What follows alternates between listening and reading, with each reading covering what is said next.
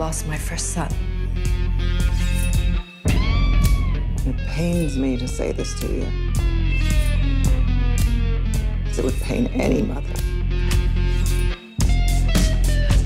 If the tables were turned, your brother would have found your killer and brought me his head on a platter. This has got Nicolas Winding Refn shooting ultra-violence in glorious style. It's got Ryan Gosling not saying very much at all. How exactly is it a progression from Drive? Well, it is an enormous progression. I mean, it's interesting, isn't it? Because a lot of people will think, you know, I'll go and see this because I like Drive. And it's one of those things that, you know, you'd like to be able to say, if you like Drive, you'll love this. Yeah. But if you like Drive, you're still going to be really disturbed by this. Even if you love it, which you might, and which I sort of on some level did.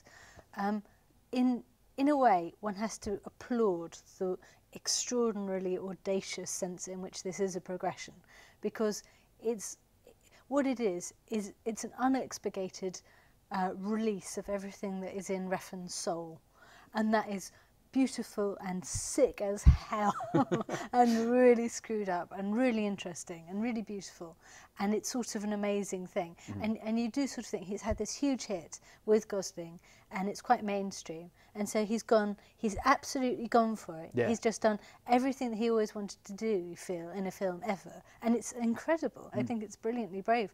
I wish I could say I wholeheartedly enjoyed watching it. In retrospect, it's easy to think how fabulously daring and ambitious and beautiful it is, but it isn't 100% enjoyable to watch, I found. Did you like it? I think I liked it. The problem I had with it is that it's such an exercise in style. There's some lovely cinematography from Larry Smith, and then Cliff Martinez is back on the soundtrack and he does some amazing stuff as well. It looks so great and it sounds so great, but there's no character for me, and there's no real plot. I think what I was looking for, maybe with the violence in particular, was some sense of character resolution, or that there was a point to it. But maybe that's what Winding Refn is saying, is that violence in its truest sense doesn't really have a point or a resolution. It's just about the act itself, and the act can be weirdly beautiful, and look at it, and here it is, and what are you going to do about it? It's not as neat as I want it to be, I guess. I disagree. I mean, I think what he's saying is that God meets out this stuff. You know, the God character is very well defined in this, and he doesn't let anyone off the hook. There is no allowance given for familial affection or anything like that. He's absolutely a ruthless God, and that's what reminded me in the film of things like Werner Herzog's The Enigma of Caspar Hauser, which the original German title is something like Every Man for Himself and All Against God. And it's absolutely the same with this. There's a sense that God is there, and we're kind of powerless in front of him, and justice will be done. And there's something very Old Testament, very refreshing, very interesting about all that. You know, you try and dig around in the sort of plot of this, and you're going to get something biblical, you know, and there is something unbelievably ambitious about this film. I just wish it was more fun to watch. More fun to watch.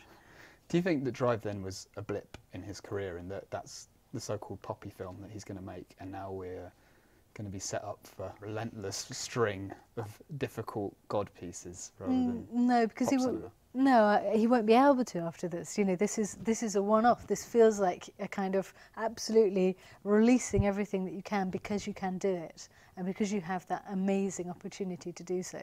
In the future, he won't be able to. I mean, you know, Refn is wonderful, but he's to some extent a hack. You know, he's done a couple of Miss Marples. He's not, you know, he goes where the money is. He's not a kind of, this is just a flamboyant statement and a brilliant opportunity seized, which must be incredibly fulfilling for him. I can't wait for his Fast and Furious 8.